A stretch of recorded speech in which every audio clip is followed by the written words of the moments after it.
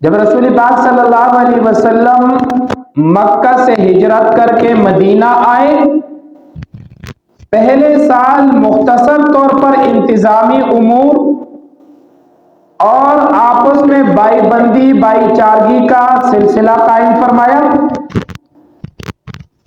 اسی سال کے اختتام پر 2 ہجری کے شروع میں غزوہ بدر کا واقعہ پیش آ گیا۔ غزوہ بدر کے واقعہ کے ساتھ ساتھ اگلے سال 3 ہجری کے اندر غزوہ احد کا واقعہ پیش آیا، جس کی تفصیل گزشتہ جمعے گزر چکی۔ اگرچہ ظاہری طور پر، عارضی طور پر مسلمانوں کو نقصان بھی ہوا اور ظاہری اعتبار سے شکست بھی ہوئی، لیکن حقیقی طور پر اور حقیقت کے اندر اللہ نے مسلمانوں کو اس جنگ میں بھی فتح یابی سے ہمکنار کیا۔ وجہ کیا تھی کہ مسلمان زیادہ شہید تو ہو گئے، نقصان تو زیادہ ہو گیا، لیکن آخر کار کفار ہی میدان چھوڑ کر بھاگے۔ تو جو میدان چھوڑ کر بھاگتا ہے وہی اسی کو کہا جاتا ہے کہ اس کی شکست ہوئی۔ اس سال بھی کفار کو نقصان بھی ہوا، لیکن غزوہ احد کے بعد اب مشرکین کفار نے نئے طریقہ اختیار کیا اور نئے عزم کے ساتھ کہ اب اس دفعہ مسلمانوں پر اس طرح حملہ کرنا ہے کہ آخری جنگ سمجھ کر حملہ کرنا ہے، یا تو ہم مارے جائیں گے یا پھر مسلمانوں کو ہم کمزور کر دیں گے۔ جب اتنی بڑی جنگ کا عزم کر لیا اور اتنی بڑی جنگ کے لیے سوچ قائم کر لی، تو اس کے لیے ایک کام تو یہ کیا کہ ارد گرد کے لوگوں کو بھی اپنے ساتھ جمع کرنا شروع کر دیا، حتیٰ کہ کرایہ پر بھی لوگوں کو لینا شروع کر دیا۔ ادھر رسول پاک صلی اللہ علیہ وسلم جب مدینہ المنورہ کے اندر موجود تھے تو آپ کے ارد گرد جو کفار مشرکین یہود نصارہ تھے، آپ نے ان کو بلایا، ان کے ساتھ معاہدے کیے، صلح نامے لکھے گئے کہ جی آپ مسلمانوں کو کچھ نہیں کہیں گے، مسلمان تمہیں کچھ نہیں کہیں گے، اور اپنے اپنے علاقے حدود کے اندر رہ کر ہم کام کریں گے۔ مدینہ کے کرب و جوار کے اندر جو بڑے قبائل تھے، بنو نذیر اور بنو قریظہ، انہوں نے معاہدہ کر لیا اللہ کے پاک پیغمبر صلی اللہ علیہ وسلم کے ساتھ۔ ان سے تو اللہ کے پاک پیغمبر مطمئن ہو گئے۔ مکہ کے اندر یہ سلسلہ کہ جی اب مسلمانوں سے ہم نے بدلہ لینا ہے، اور یہ جو مدینہ کے اندر جن لوگوں نے اللہ کے پاک پیغمبر سے صلح کی تھی، ان کی بھی اندرون خواہش یہ تھی کہ کسی نہ کسی طرح مسلمانوں پہ کوئی تکڑا قسم کا حملہ ہو جائے، زوردار قسم کا حملہ ہو جائے، اور ہم بھی ان لوگوں کے ساتھ مل کر مسلمانوں کے خلاف لڑے۔ جب ایک دفعہ مسلمان کمزور ہو گئے، مسلمانوں کو شکست ہو گئی، تو پھر مسلمان ہمارا کچھ نہیں بگاڑ سکتے، چاہے ہم اہل شکنی کریں یا کچھ بھی کریں۔ تو اس موقع پر جو مدینہ کے قرب و جوار کے یہود و نصارہ تھے، وہ بھی اور مکہ والوں نے بھی مل کر لوگوں کو جمع کرنا شروع کر دیا، اور ان میں سب سے بڑا سردار حوی بن احتب، انہوں نے جا کر لوگوں کو لالچ دینا شروع کر دی۔ مکہ آ گیا، مکہ کے لوگوں کو اپنے ساتھ برگلایا۔ اسی طرح قبیلے غطفان کے لوگ تھے، یہ اس قسم کے لوگ تھے کہ ان کا کسی کے ساتھ کچھ بھی نہیں تھا، بس یہ چور ڈاکو قسم کے لٹیرے قسم کے لوگ تھے، جہاں سے ان کو جو آفر ہوتی یہ وہ چیز لے لیتے اور لوگوں پر حملہ کر دیتے۔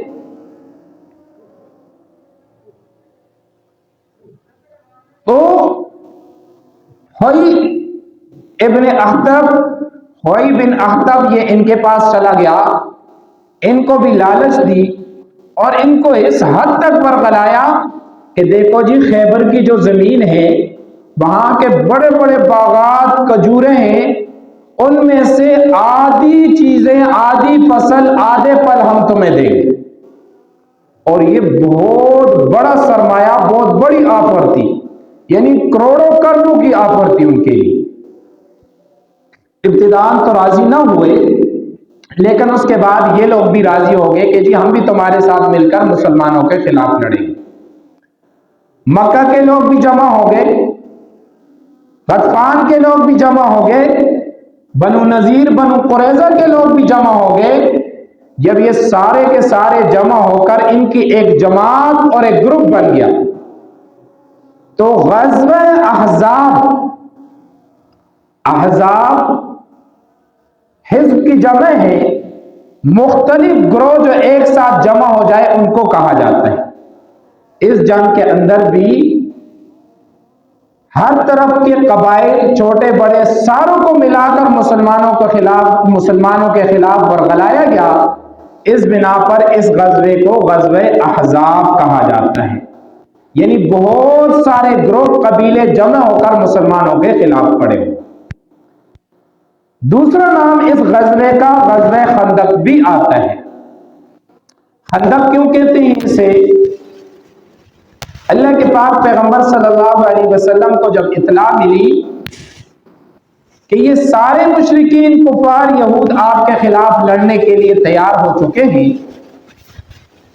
آپ صلی اللہ علیہ وسلم کو اطلاع ملی، آپ نے انصار مہاجرین کو جمع فرمایا، اور جمع کرنے کے بعد آپ نے سب سے پہلے جو بات کی وہ آپ نے یہ کی، حسبنا اللہ و نعم الوکیل، نعم المولا و نعم النصیر۔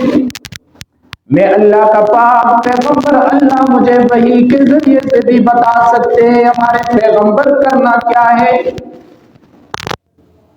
حسبنا اللہ، ہمیں کسی سے کوئی ڈرنے کی ضرورت نہیں، ہمارے لیے اللہ ہی کافی ہے۔ وحسبنا اللہ نعم الوکیل، اور ہمارے لیے بہترین سازگار بھی اللہ کی ذات ہے۔ نعم المولا، وہ کیا ہے؟ بہترین رب ہے۔ ونعم النصیر، اور اس کی مدد کیسے مکمل، تام، اکمل مدد ہے۔ اللہ مدد کرتا ہے پھر تھوڑی نہیں، مکمل طور پر اللہ مدد کرتا ہے۔ سب سے پہلے اللہ کے پاک پیغمبر نے اللہ کو اپنا کارساز، مشکل کشا، حاجت روا بنا کر اعلان کر دیا، میرے صحابہ ڈرنے کی کوئی بات نہیں، حسبنا اللہ، ہمارے لیے اللہ ہی کافی ہے۔ دوسری بات، اللہ کے پاک پیغمبر، میں اللہ کا پاک پیغمبر ہوں، اللہ مجھے وحی کے ذریعے سے بتا سکتا ہے ہمارے پیغمبر یہ کام کرو، اللہ تمہیں پتہ دے گا۔ لیکن اللہ کے پاک پیغمبر نے انصار مہاجرین کو جمع کرنے کے بعد فرمایا، میرے صحابہ بتاؤ تمہارا کیا مشورہ ہے؟ آج میں محمد رسول اللہ اپنے صحابہ سے مشورہ لوں گا، میرے صحابہ تم نے مجھے مشورہ دینا ہے تاکہ آنے والی امت کے اندر قیامت تک مشورے والی سنت جاری ہو جائے کہ جب کام کرو آپس میں بیٹھ کر پہلے مشورہ کرو تاکہ بعد میں پھر ندامت نہ ہو۔ نہیں تمہیں اللہ کا پاک پیغمبر اللہ مجھے وحی کے ذریعے سے بھی بتا سکتا ہے۔ میں انصار مہاجرین مشورہ دو، کرنا کیا ہے، کس طریقے پہ لڑائی کرنی ہے۔ مختلف مشورے دیے۔ سیدنا سلمان فارسی رضی اللہ تعالیٰ عنہ جو حال ہی میں آزاد ہو کر اللہ کے پاک پیغمبر کے صحبت میں آئے، کہنے لگے اللہ کے پاک پیغمبر مجھے اجازت ہو تمہیں مشورہ دوں، ہم فارس کے رہنے والے لوگ ہیں، ہم نے بڑی بڑی لڑائیاں لڑی ہیں، بڑے سخت قسم کے میدان اور بڑی سخت قسم کی جنگیں لڑی ہیں۔ ہم دیکھتے ہیں کہ جب ہمارا دشمن کمزور ہو تو میدان میں نکل کر لڑتے ہیں، اور جب ہم دیکھیں ہمارا دشمن طاقتور سخت ہے، تو ہم بڑی بڑی خندقیں بنا لیتے ہیں، بڑے بڑے کڈے بنا لیتے ہیں، اور جس طرف سے راستہ تنگ ہو وہاں خود جا کر بیٹھ جاتے ہیں، اور جس طرف سے راستہ کھلا ہو وہاں خندقیں بنا کر دشمن کے لیے وہ راستہ چھوڑ دیتے ہیں۔ اگر دشمن اس راستے سے آئے گا تو وہاں وہ چل نہیں سکتا، گھوڑے پر نہیں آ سکتا، سواری پر نہیں آ سکتا، اپنے ساتھ اسلحہ نہیں لے کے آ سکتا، لہذا خندق کے راستے سے جو آئے گا ہم اسے ویسے ہی دور سے مار دیں گے، اور جو تنگ راستے سے آئے گا تو ایک دو دو کر کے آئیں گے، ہم آرام سے انہیں مار دیں گے۔ اللہ کے پاک پیغمبر نے فرمایا سلمان تیرا مشورہ سب سے بہترین مشورہ ہے اور ہمیں ایسا ہی کرنا چاہیے۔ اللہ کے پاک پیغمبر خود جا کر مدینہ کے قریب جبل صلا کے قریب جا کر آپ نے اس جگہ کا معائنہ فرمایا۔ معائنہ کرنے کے بعد آپ نے خود ایک لکیر لگا لی، فرمایا میرے صحابہ یہاں سے لے کر یہاں تک 3.5 میل کی خندق ہے، اس کی کھدائی کرنی ہے۔ سارے کے سارے صحابہ تیار ہو گئے، اللہ کے پاک پیغمبر نے نشاندہی کر دی، 10 صحابہ کی جماعت بن گئی، کچھ مہاجرین کچھ انصار مل کر 10 آدمیوں پر مشتمل ڈیوٹی لگ گئی، انہیں یہاں سے یہاں تک 40 گز کی خندق بنانی ہے۔ صحابہ فرماتے ہیں فی دن ہم 5 گز کھدائی کرتے، 5 گز لمبائی چوڑائی کرتے، اتنی کھدائی ہماری روز روز کی چل رہی ہوتی۔ آپ نے 10 صحابہ کی جماعت بنا لی، اخیر میں سلمان فارسی رہ گئے، اللہ کے پاک پیغمبر بھی کھڑے ہیں، انصار کی چاہت تھی سلمان ہم میں آ جائے، ہمارے ساتھ آ جائے، مہاجرین کی چاہت تھی کہ سلمان ہمارے ساتھ آ جائے۔ حضرت سلمان درمیان میں کھڑے، اللہ کے پاک پیغمبر نے حضرت سلمان فارسی رضی اللہ تعالیٰ عنہ کا ہاتھ مبارک پکڑ کر بلند کیا اور آپ نے فرمایا السلمان منا، یعنی من آل البیت، لوگوں سلمان ہم میں سے ہے، یعنی اہل بیت میں سے ہے۔ اللہ کے پاک پیغمبر نے صحابہ سے مشورہ کر لیا اور اسی مشورے پر آمین کر لی گئی کہ ہم بڑی بڑی خندقیں بنائیں گے تاکہ کفار اس راستے سے نہ آئے۔ اللہ کے پاک پیغمبر تیاری شروع ہو گئی، صحابہ بھی تیار ہونے لگے، ادھر سے کفار کی لشکر ایک روایت کے مطابق 10,000 کا لشکر، ایک روایت کے مطابق 12,000 کا لشکر، ایک روایت کے مطابق 15,000 کا لشکر، جن میں ہزاروں گھوڑے بھی ساتھ میں شامل۔ دوسری طرف سے مسلمان چند ساز و سامان کے ساتھ تیاری ہو رہی ہے، اللہ کے پاک پیغمبر بھی تیار ہو گئے، صحابہ بھی تیار ہو گئے، فرمایا کفار کے ساتھ لڑنا ہے اور بڑی سخت قسم کی لڑائی ہے، فرمایا مکمل تیاری کر لیں۔ اللہ کے پاک پیغمبر صحابہ کو لے کر 1,000 صحابہ کی تعداد ہے غزوہ خندق کے اندر، اور یہ 4 ہجری یا ایک روایت کے مطابق 5 ہجری یا دونوں روایتوں کے مطابق ملا کر 34 ہجری کی آخر میں 5ویں ہجری کی شروع میں یہ لڑائی لڑی گئی۔ قرآن مجید نے سورہ احزاب کے اندر پوری آیات قرآن میں موجود ہے، پوری صورت مبارکہ قرآن مجید کے اندر موجود ہے، سورہ احزاب کے نام سے اللہ نے اسی کو بیان فرمایا، اے ایمان والو اذکرو، یاد کرو میری ان نعمتوں کو جب تمہارے خلاف فوج آئی اور اوپر کے جانب سے بھی آئی، نیچے کے جانب سے بھی آئی۔ اب اوپر کی جانب کون سی فوج تھی؟ جو مدینہ کے اندر بنو قریظہ بنو نذیر جن سے معاہدے ہوئے تھے، یہ بھی مشرکین کے ساتھ مل گئے، ان کو بھی لالچ ملی، یہ بھی مل گئے، اور باہر سے من اسفل، نیچے طرف سے یعنی مکہ کی طرف سے جو فوج آپ کے مقابلے کے لیے آئی۔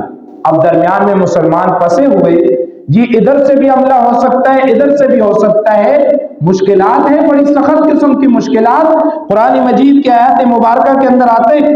ہنالک ابتلی المؤمنون وزلزلوا زلزالا شدیدا، ایسی سخت قسم کی لڑائی تھی، لدل حناجر، صحابہ فرماتے ہیں ہمارے کلیجے ہمارے منہ کو آنے لگے، اتنی پریشانی کا عالم اور سخت بھوک و پیاس اور سردی کا موسم، ساز و سامان بھی کم ہے، گھر سے بھی باہر نکلے ہوئے ہیں، موسم بھی جو ہے وہ سرد ہے، اور اندر سے بھی لڑائی کا خطرہ ہے، باہر سے بھی لڑائی کا خطرہ ہے۔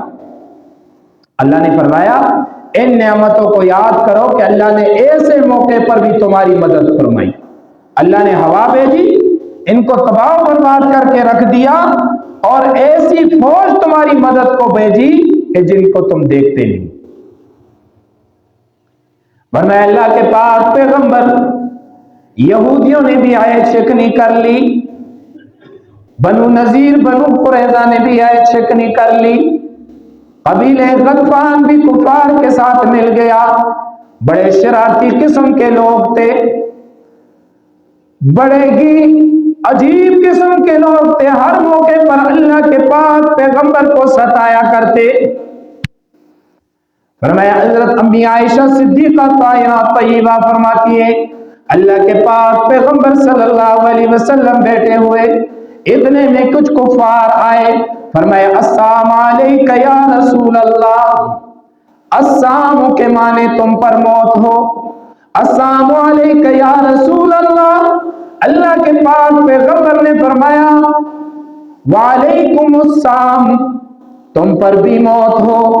امی عائشہ صدیقہ طاہرہ طیبہ کھڑی ہو کر دیکھتی ہے، فرمایا اللہ کے پاک پیغمبر آپ انہیں جواب کیوں نہیں دیتے؟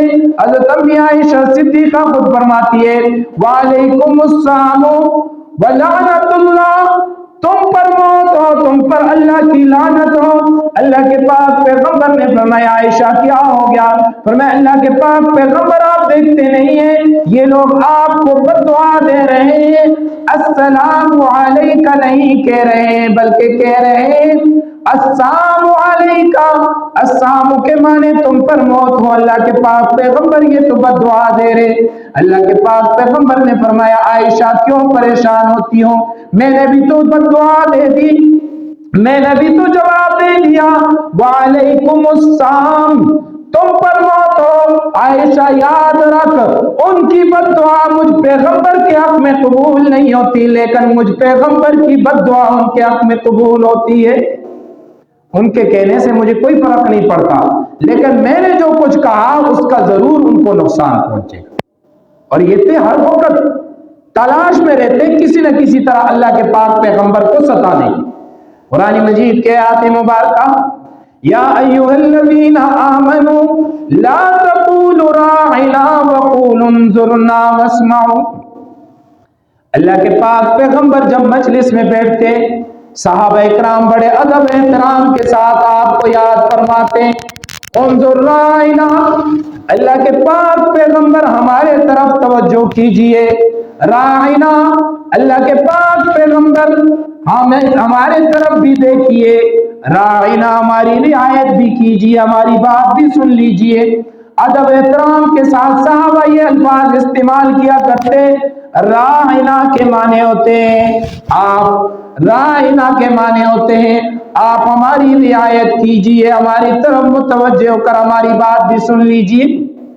مشرکین کفار بھی آ کر مجلس میں بیٹھ جاتے اور ان الفاظ کو غلط معنی میں استعمال کرتے، کہتے ہیں راعینا، راعینا، راعینا کے معنی ہوتے ہیں ہمارے چرواہے۔ تو یہ کفار یہود بھی آ کر بیٹھ کر کہتے راعینا، صحابہ کو بڑا دکھ ہوتا کہ ہم تو صحیح معنی مراد لیتے ہیں لیکن انہوں نے الفاظ کو بگاڑ دیا۔ اسی اللہ نے قرآن مجید کے اندر آیات مبارکہ اتار دی یا ایھا الذین آمنوا لا تقولوا راعنا وقولوا انظرنا واسمعوا، اے ایمان والو آئندہ یوں نہ کہا کرو راعنا ہماری رعایت کیجئے، بلکہ یوں کہا کرو انظرنا واسمعنا، آپ ہماری طرف دیکھیں ہماری بات سنیں۔ اب جب یہ الفاظ آ گئے، اب مشرکین کی وہ چال بھی ناکام ہو گئی اللہ کے پاک پیغمبر کو تکلیف دینے کی، کہ اب تو انظرنا کہیں گے تو انظرنا کے معنی تو نہیں تبدیل ہوتے، بس مانگنا کہیں گے ہماری بات سنیں تو اس میں اللہ کے پاک پیغمبر کی عزت ہے۔ تو طرح طرح کی کوشش ہوتی کہ اللہ کے پاک پیغمبر کو کسی نہ کسی طرح ستایا جائے، چاہے وہ الفاظ کے ذریعے سے ہو، چاہے وہ کسی بھی طریقے سے ہو۔ تو یہ کہا کرتے اللہ رب العزت نے فرمایا آئندہ آپ صلی اللہ علیہ وسلم کے سامنے اس قسم کے الفاظ لے کر آپ کو مخاطب کیا کرے، انظرنا، اللہ کے پاک پیغمبر ہماری بات سنیے، اللہ کے پاک پیغمبر ہماری طرف دیکھیے۔ تو صحابہ پھر یہ الفاظ استعمال کیا کرتے۔ تو یہ کفار بھی آ کر ہر طرح اللہ کے پاک پیغمبر کو ستانے کی کوشش کرتے۔ بہرحال اللہ کے پاک پیغمبر نے صحابہ سے مشورہ لیا۔ حضرت سلمان فارسی رضی اللہ تعالیٰ عنہ کے متعلق آپ نے اعلان فرمایا کہ سلمان ہم میں سے ہے، من اہل البیت، میرے اہل بیت میں سے 10 افراد کی آپ نے جماعت بنا لی اور ان کے ذمے 40 گز کا ایریا جو ہے آپ نے لگا لیا۔ روایت کے اندر آتا ہے 6 دن کے اندر 3.5 میل کا فاصلہ، 3.5 میل کا فاصلہ جو 4 سے 5 کلومیٹر سے زیادہ کا فاصلہ بنتا ہے۔ اور یہ خندق کتنی بڑی تھی، 3.5 میل روایت کے اندر آتا ہے، 3.5 میل لمبائی کے اعتبار سے تھی، چوڑائی کتنی تھی، گہرائی کتنی تھی۔ صحابہ اتنا آتا ہے، صحابہ فرماتے ہیں ہم روزانہ کے 5 گز کے حساب سے کھدائی کرتے ہیں، اور 5 گز گہرائی اور 5 گز جو ہے وہ لمبائی چوڑائی، تو انسان اندازہ لگائے کہ 10 افراد کی جماعت، 1000 کے افراد کی جماعت، اور ٹوٹل 6 دن کے اندر 3.5 میل کا فاصلہ، اتنی بڑی کھدائی کرنا، یہ صحابہ اکرام کی کرامت تھی، اتنے بڑے فاصلے پر کھدائی۔ اللہ کے پاک پیغمبر صلی اللہ تعالی علیہ وسلم صحابہ کے ساتھ صلح پاڑی کے قریب جس طرف سے کفار کے آنے کا راستہ، وہاں پر خندقیں بنوا دی گئی، 10 افراد کی جماعتیں لگی ہوئی، بھوک و افلاس و سردی کا موسم، صحابہ پریشان، تسلیاں بھی دی جا رہی ہے، صحابہ آپس میں ایک دوسرے کو تسلی دے رہے ہیں، صحابہ اشعار پڑھ رہے ہیں، نحن الذین بایعوا محمدا علی الجہاد ما بقینا ابدا۔ اے لوگوں سن لو، نحن الذین بایعوا، ہم وہ لوگوں جنہوں نے اللہ کے پاک پیغمبر کے ہاتھ پر بیعت کر لی ہے، علی الجہاد ما بقینا ابدا، جب تک اللہ کے پاک پیغمبر موجود، ہم موجود، ہم اللہ کے پاک پیغمبر کے سنگ ہو کر، ساتھی بن کر اللہ کے پاک پیغمبر کے ساتھ لڑیں گے۔ کبھی کبھار اللہ کے پاک پیغمبر صحابہ کی حالت کو دیکھ کر، بھوک و افلاس کو دیکھ کر، صحابہ کے اپنے آپ کی تسلیاں دینے کو دیکھ کر، اللہ کے پاک پیغمبر بھی ان کے ساتھ شامل ہو کر آپ بھی اشعار پڑھ لیا کرتے، اللہم لا عیش الا عیش الآخرہ فاغفر الانصار والمہاجرہ۔ اور میرے صحابہ سن لو، یہ دنیا کی زندگی کوئی زندگی نہیں، زندگی تو آخرت کی زندگی ہے۔ خیر ایک دن کی تکلیف، ایک مہینے کی تکلیف، 1 سال کی تکلیف، 50-60 سال کی زندگی کی تکلیف ہے، یہ عارضی تکلیف ختم ہونے والی تکلیف ہے۔ لا عیش الا عیش الآخرہ، زندگی، اصل زندگی تو آخرت کی زندگی ہے۔ میرے صحابہ پریشان نہ ہو۔ پھر صحابہ کو تسلی دینے کے بعد اللہ کے پاک پیغمبر اللہ کی طرف التجا کرتے ہوئے ہاتھ اٹھاتے ہیں، فرماتے ہیں فاغفر الانصار والمہاجرہ، اے مولا کریم ان انصار اور مہاجرین کی مغفرت فرما۔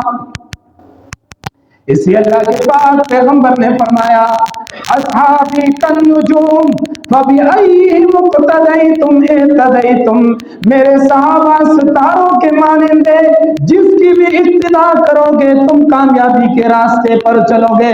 میرے اللہ کے پاک پیغمبر نے فرمایا اللہ بھی اصحابی لا تتخذوهم من بعدی غرضا فمن احبهم فبحبی احبهم ومن ابغضهم فببغضی ابغضهم۔ او لوگوں، میرے صحابہ کے بارے میں اللہ سے ڈرو، میرے صحابہ سے محبت رکھو، جو میرے صحابہ سے محبت رکھے گا وہ مجھ محمد الرسول اللہ سے محبت رکھے گا، جو میرے صحابہ کی توہین کرے گا، میرے صحابہ سے بغض رکھے گا، وہ مجھ محمد الرسول اللہ سے بغض رکھے گا۔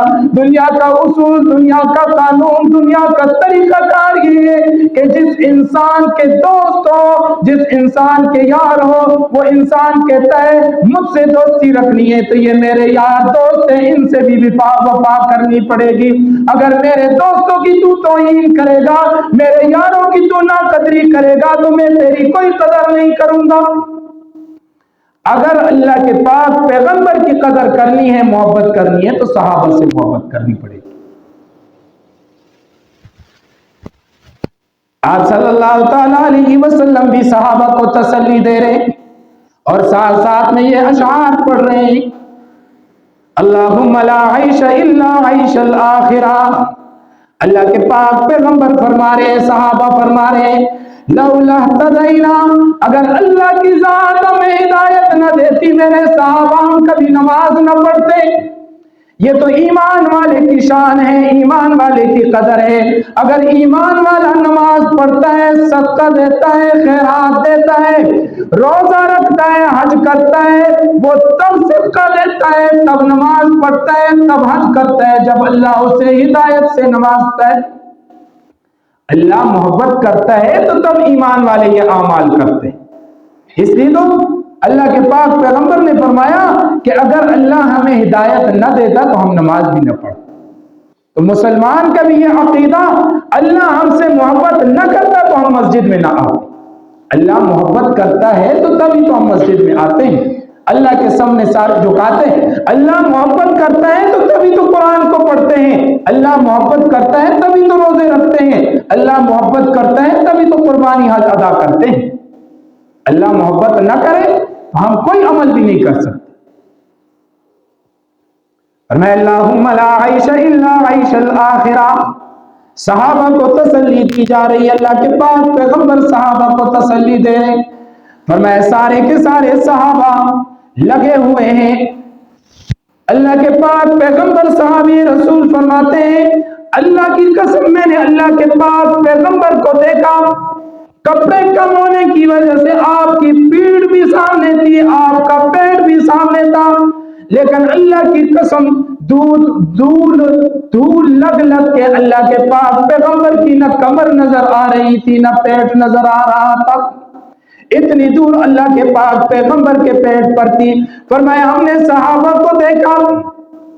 سیدنا جابر رضی اللہ تعالیٰ عنہ فرماتے ہیں میں نے صحابہ کو دیکھا، بھوک کی حالت کی وجہ سے صحابہ نے پیٹ پر پتھر باندھے ہوئے، میں نے دیکھا اللہ کے پاک پیغمبر کے پیٹ پر 2 پتھر بندھے ہوئے، میں بے چین ہو گیا، بے قرار ہو گیا، یا اللہ کیا کروں؟ اللہ کے پاک پیغمبر اتنی بھوک کی حالت کے اندر آ گئے۔ فرمایا ایک صحابی نے کہا اللہ کے پاک پیغمبر بڑی بری حالت ہو گئی ہے، بھوک لگ گئی ہے، بھوک کی وجہ سے ہم نے پیٹ پر پتھر باندھ لیے۔ فرمایا اللہ کے پاک پیغمبر نے اپنی قمیص اوپر کر لی۔ فرمایا میرے صحابہ تم نے 1 پتھر باندھا، تمہارے پیغمبر نے 2 پتھر باندھ دیں گے۔ یہ سپہ سالار اور لیڈر کی شان ہوتی ہے کہ اگر اس کا سپاہی وہ بھوکا ہے تو لیڈر اس سے 2 درجے زیادہ بھوکا ہو، اگر سپاہی کے پاس مال و دولت اور اس کے پاس سلسلہ کم ہو تو اس کا لیڈر اس سے کم درجے کو۔ آج ہماری ایسی بدقسمتی ہے، سپاہی بیچارے کے پاس کچھ نہیں ہوتا اور لیڈر کے پاس اتنا کچھ ہوتا ہے کہ انسان کہتے ہیں اس کی یہی جنت بنی،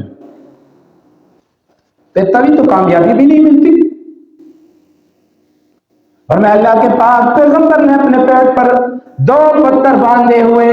फरमाया पत्थर इसलिए बांधते हैं कि जब इंसान को भूख लगे, कमजोरी आ जाए, इंसान जब पेट के ऊपर पत्थर बांधता है तो उसको थोड़ी सी ताकत मिलती है, वो सीधा खड़ा हो सकता है। तब अल्लाह के पाक पैगंबर ने पेट पर पत्थर बांधे। हजरत जाबिर रज़ी अल्लाह तआला अन्हु फरमाते हैं मैंने ये हालत देखी, मुझसे बर्दाश्त ना हुआ, मैं आया अल्लाह के पाक पैगंबर के पास। फरमाया अल्लाह के पाक पैगंबर आप इजाजत दीजिए, मैं घर से होकर आता हूँ। फरमाया अल्लाह के पाक पैगंबर ने मुझे इजाजत दी। मैं दौड़ता दौड़ता घर के अंदर चला गया, अपनी बीवी को आवाज दी। मैंने कहा घर वाली इधर आओ। कहने लगे जी जाबिर क्या हो गया, खैर तो है, मैदान से भाग कर आ गए हो या क्या मामला हुआ? फरमाया नहीं नहीं, मैदान के अंदर मैंने खंदक के मौके पर अल्लाह के पाक पैगंबर को देखा, सहाबा को देखा, पेट पर पत्थर बंधे हुए, अल्लाह के पाक पैगंबर के पेट पर 2 पत्थर बांधे हुए। मुझ जाबिर से बर्दाश्त ना हुआ, मैंने सोचा जाकर घर देख कर आऊं, अगर कोई चीज खाने पीने की अल्लाह के पाक पैगंबर को दे आऊं। फरमाया एलिया ने कहा आ जाओ। घर के अंदर सिर्फ एक सा जो मौजूद है, यानी 3.5 सेर जो मौजूद है, और फरमाया एक छोटी सी बकरी का बच्चा है जो चंद ही किलो का होगा। फरमाया अच्छा तुम जल्दी से चक्की चलाकर उस जौ को पीस लेना, आटा तैयार कर लेना, मैं बकरी ज़बह करके उसके टुकड़े और गोश्त बना लेता हूँ। फरमाया गोश्त के टुकड़े बना लिए गए, हांडी चढ़ा ली गई, इधर आटा गूंद लिया गया। हज़रत जाबिर रज़ी अल्लाह तआला अन्हु दौड़े दौड़े आए। पर मैं अल्लाह के पाक पैगंबर जरा साइड पे आ जाए, पर्सनल छुपी हुई बात है, सबके सामने नहीं कर सकता। बीवी ने भी कह दिया जाबिर जाकर अल्लाह के पाक पैगंबर के कान में कह देना, खामोशी से कह देना, औरों को पता न चले, ये तो 3-4 अफराद का खाना है, अगर सारे आ गए तो फिर क्या होगा, इसलिए अल्लाह के पाक पैगंबर के कानों में बता देना, खामोशी से बता देना। लेकिन जाबिर याद रखना, अल्लाह के पाक पैगंबर वो हस्ती है जो सखावत के आला आला ओहदे पर फाइज है। अल्लाह के पाक पैगंबर की सखावत सबसे मशहूर है। हजरत सैयदना हुसैन रज़ी अल्लाह तआला अन्हु के पास एक शख्स आया कि हजरत ज़ैनुल आबिदीन रहमतुल्लाहि तआला अलैहि के पास एक शख्स आया, कहने लगा तुम्हें पता नहीं आज हमने अपने घर के 10 दरवाजे खोल रखे हैं, हमारे घर पर जो भी मांगने वाला आता है हमने घर के 10 दरवाजे रखे हैं, एक दरवाजा बंद होते दूसरे से आकर मांगे, तीसरे से आकर मांगे, चौथे से कोई ना कोई तो दरवाजा खुला होगा, हम उसको दे दिया करते हैं, हम इतने सखी हैं। ज़ैनुल आबिदीन रहमतुल्लाहि तआला अलैहि फरमाने लगे हम तो उस पैगंबर के अपने उस नाना के नवासे खिलाते हैं जिसके घर के कोई दरवाजा नहीं था, जिस तरफ से जो आता अल्लाह के पाक पैगंबर दे दिया करते। हमने तो दरवाजे रखे हैं, हमारे नाने ने कोई दरवाजे नहीं रखे थे, जिस तरफ से जो आता उसको वहां से मिल जाए। फरमाया जाबिर ख्याल रखना, अल्लाह के पाक पैगंबर बड़े सखी है। हज़रत जाबिर रज़ी अल्लाह तआला अन्हु आए, फरमाया अल्लाह के पाक पैगंबर घर के अंदर दावत है, इतना कुछ आटा था, इतना कुछ गोश्त था, तैयार कर लिया गया, आप आ जाए। फरमाया अच्छा जाबिर इंतजामात कर लिया? फरमाया कर लिया। फरमाया फौरन जाओ और घर वाली बीवी को बता देना अभी तक कुछ न करना जब तक अल्लाह के पाक पैगंबर न आ जाए। फरमाया जी ठीक है। अल्लाह के पाक पैगंबर ने आवाज लगाई, ओ सहाबा तुम्हारे लिए खुशखबरी है, हजरत जाबिर रज़ी अल्लाह तआला अन्हु ने तुम्हारे लिए दावत कर दी। हजरत जाबिर दौड़े दौड़े घर पहुंचे, बड़े परेशानी के आलम के अंदर। घर वाली ने पूछा कि जाबिर हो क्या गया? फरमाया अल्लाह के पाक पैगंबर तो सारे सहाबा को लेकर आए, फरमाया तुमने अल्लाह के पाक पैगंबर को बताया था 3.5 किलो आटा है, और फरमाया छोटी सी बकरी का बच्चा है। फरमाया हाँ सब कुछ बता दिया था। फरमाया जाबिर परेशान होने की बात नहीं, अल्लाह का पैगंबर जाने, और जो आने वाले सहाबा है हमने नहीं बुलाया, अल्लाह के पाक पैगंबर ने बुलाया, वो अल्लाह के पाक पैगंबर के मेहमान है, अल्लाह का पाक पैगंबर जाने उनके मेहमान जाने। फरमाया अल्लाह के पाक पैगंबर साहबा के साथ पहुंचे। पहुंचने के बाद आपने एक रिवायत के अंदर आते आपने सालन के अंदर अपना लुआब तहान डाला और आटे के अंदर भी आपने लुआब तहान डाला, और फरमाया जाबिर अपनी बीवी से कहो अपने साथ और औरतों को भी बुला ले और पकाना शुरू कर दे, रोटियां पकाना शुरू कर दे। सालन पकना शुरू हो गया। अल्लाह के पाक पैगंबर खुद अपने हाथ से डाल रहे। हज़रत जाबिर रज़ी अल्लाह तआला अन्हु फरमाते हैं 1000 صحابہ کافی کر پیٹ بھر کر فارغ ہوئے. فارغ ہونے کے بعد میں جا پر اللہ کی قسم اٹھا کر کہتا ہوں, ہم نے پتیلے سے ڈھکنا اٹھایا, شوربا بھی اتنا ہی موجود, اور اس خانت کے اندر اور اس تشتری کے اندر اور اس برتن کے اندر آٹا بھی اتنا موجود جتنا ہم نے گوندھ کے رکھا تھا. اور میں اللہ کے پاک پیغمبر کا معجزہ, اللہ کے پاک پیغمبر کی معجزے کی وہ برکت, اللہ کے صحابہ کی, اللہ کے نبی کی صحابہ کی وہ شان جنہوں نے اللہ کے پاک پیغمبر کے توق کو اپنے جسم کے اندر لے لیا. اب ایسے ساتھیوں کو بھی کوئی لعن تان کرے, اور ایسے ساتھی جنہوں نے اپنے پیغمبر کے توق کو اپنے لیے برکت اور عزت اور کانا سمجھ کر استعمال کیا ہو. حضرت جابر رضی اللہ تعالیٰ عنہ نے دعوت کر لی, اللہ کے پاک پیغمبر واپس آئے, ایک صحابی رسول آئے, فرمایا اللہ کے پاک پیغمبر اجازت ہو میں گھر چلا جاؤں. تھوڑا سا کوئی کام پیش آ گیا, آپ نے اجازت دی. فرمایا صحابی رسول گھر کی طرف آئے, گھر کے قریب پہنچے, دیکھا تو بیوی گھر سے باہر موجود, فوراً اپنی بیوی کی طرف دیکھا, فرمایا خیر تو ہے, گھر سے کیوں باہر نکلی ہے, تیرا کام کیا ہے گھر سے باہر نکلنا, تیرے لیے گھر بنا کے دیا, تیرا کام ہے گھر کے اندر, تو باہر کیوں نکلی. عرب لوگ بھی بڑے غیرت والے لوگ آج بھی اور اس وقت بھی تھے, تو گھر سے باہر نکلی کیوں ہے, وجہ کیا ہے. نے کہا جی ایسا کوئی معاملہ نہیں ہے, آپ جو سوچ رہے ہیں یا آپ کے ذہن میں جو اشکالات ہیں کچھ بھی نہیں ہے, آپ آئے گھر کے اندر تو دیکھے کیا ہو رہا. اب جب صحابی گھر کے اندر دیکھے, ایک گئے اندر دیکھا تو ایک بہت بڑا اژدہا سانپ ہے, فوراً نے نیزہ لیا اور مارا اس سانپ کے سر پر, اور اس کے ساتھ ہی چیخ نکلی.